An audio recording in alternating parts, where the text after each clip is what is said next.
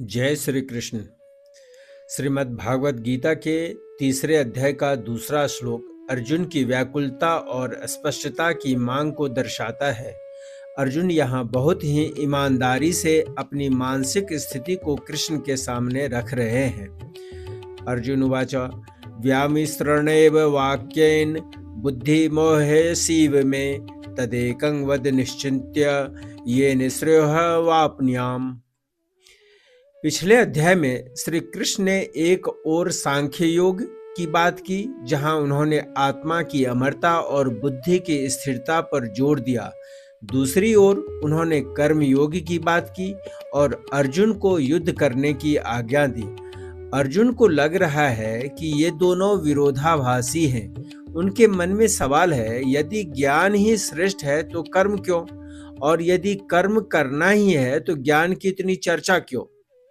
अर्जुन यहाँ बहुत स्पष्टवादी हैं।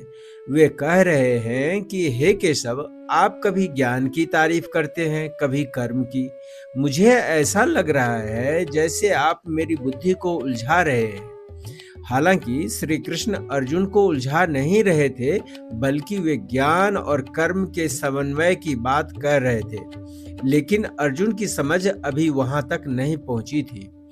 अर्जुन यहाँ प्रेय जो सुनने में अच्छा लगे नहीं, बल्कि श्रेय जो वास्तव में कल्याणकारी हो, उसकी मांग कर रहे हैं। वे चाहते हैं कि श्री कृष्ण उन्हें कोई गोलमोल बात न बताकर एक सीधा और निश्चित रास्ता बता दें। यह श्लोक हम सबकी स्थिति को दर्शाता है। जीवन में जब हमारे सामने कई विकल्प होते हैं तो हम अक्सर घबराकर कहते हैं, मुझे बस इतना बताओ कि मुझे क्या करना चाहिए।